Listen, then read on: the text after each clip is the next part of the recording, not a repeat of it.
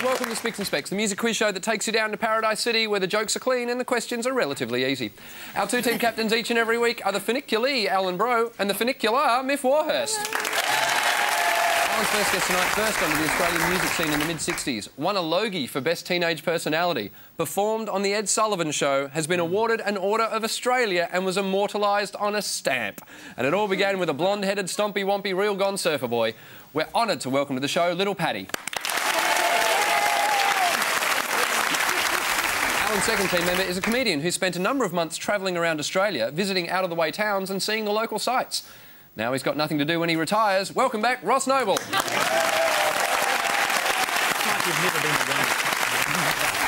This first guest tonight rocked out at the front of Painters and Dockers, leads the Dilly All-Stars, and in recent years has done all he can to help the people of East Timor. He's like Bob Geldof, but not annoying. Please welcome Paul Stewart.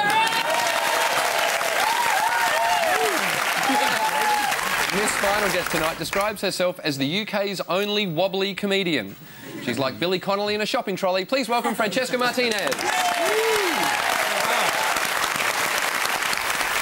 Now, Francesca, we should mention it straight off the top of the show. You do have quite an obvious disability that has affected your life. Yes, it's been very hard. You loved Jason Donovan. Yes, I've learned to live with it. I saw him on Neighbours and that was it. I loved him. And I actually got... This is so embarrassing. My first ever concert was his. And it was called Doing Fine. And he'd come out, sing a song. Well, I say sing, but you know. And in between he'd go, how you doing? And we had to say, doing fine. There you go, guys. Wow.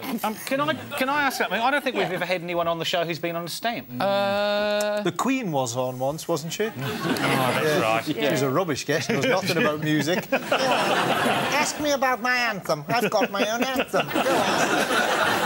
It's like she was in the room. Yeah. Have you been on a stamp? Can I lick the back of your head? Don't.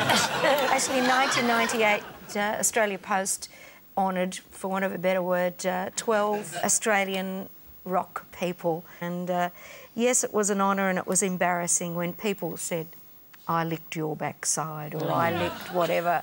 But they I've just gone and done it again. I do it. And is it true that one of the first concerts you ever went to was the Beatles? It was. I was just 14, 15, and I went to the Beatles.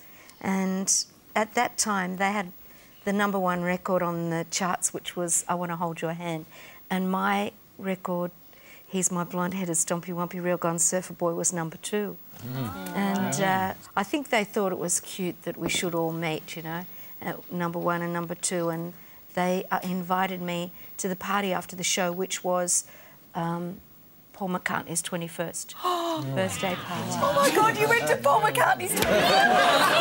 Oh, my God. But, look, honestly, all I remember is that they were shy and they had the best sense of fun and the best sense of humour. And they were just delightful. Did you go out on the town with them? No, I didn't. I was 15. And I had to ring my mum and tell her where I was. Imagine that, Mum. I'm at Paul McCartney's 21st. Oh, bullshit you are. Come home this instant. Miff and Alan are going to pick a topic. Everybody will be quizzed on that topic. Your choices tonight are divas, middle of the road, polkas, and flashy frontmen. Miff, you can pick first. Flashy frontmen. Indeed. Alan? We're going to have what was it like at Paul McCartney's 21st? We'll have divas then. Divas it is. We'll start with flashy frontmen. Everyone on your buzzers? Here we go. Let's play Spicks and Specks first. No, I've been worrying about this. You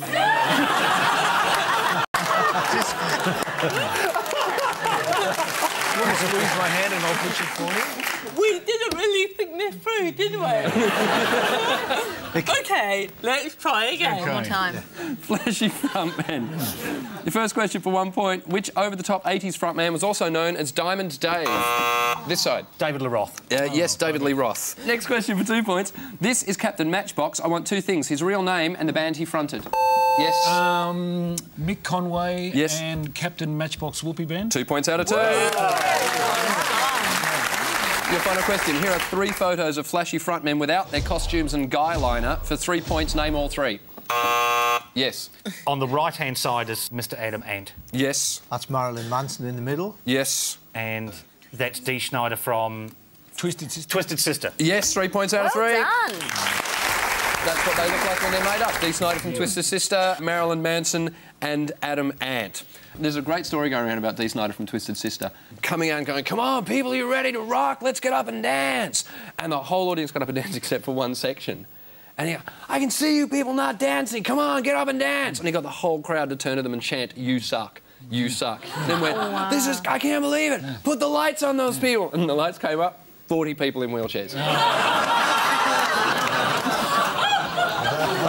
happened to me once at a gig where this guy got up and he was like banging into tables and all over the place, and I went, "How drunk are you?" And the whole it was a student gig, and the whole room went, "Oh," and I went, "What?" And the whole room went, "He's blind." And I'm like, this guy turned around and he went, "No, but I am pissed." And then he paused and he went, "Has anyone seen me dog?" I actually get... People think I'm pissed a lot, right? And at home, I was getting into my car. I know I can drive. It's amazing. God, when they told me I could drive, I was like, "Are you sure?" Anyway, I passed my test and I was getting into my car and this taxi pulled up right beside me and he said, "Don't do it, love." And I went, "Do what?" And he goes, "Don't drink and drive." And I was like, "God, OK, I know I'm a bit shaky and I walk a bit funny and I've got puke down my front." Paul, did you not see a Kenny Rogers concert in which... I did. Probably one of the most significant gigs I ever went to was Kenny Rogers, and there were women in wheelchair who got up and started walking towards the stage halfway during the show, and he also insisted that everybody bring a can of food for all the homeless of Melbourne, and it was just an amazing experience. Kenny Rogers up with the greatest shows I've seen. So he healed the sick and fed the masses? Wow. He did. Get me to a Kenny Rogers show.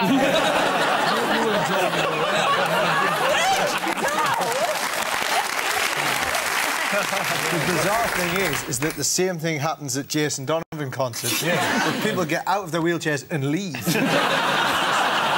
was actually able-bodied before I went to Jason. It's him! Moving on to Divas. Your first question for 1 point. The themes to Moonraker, Diamonds Are Forever, yes. Shirley Bassey. And Goldfinger were all recorded by whom? Shirley Bassey. Well done. Next question. Have a look at this Pet Shop Boys clip. For 2 points, name the title of the track. What have I done to deserve this, Dusty Springfield? Oh, Miff Warhurst. Finally, in 2009, Barack and Michelle Obama had the first dance at the neighbourhood inaugural ball to this song. My love has come along. I need 3 things. The name of the song, who's singing it here, and the artist that originally made it famous. At last, Yep. the person who made it famous, I believe, was Etta James. Yes, it was. And the person singing then was Beyonce. Yes, 3 points out of 3.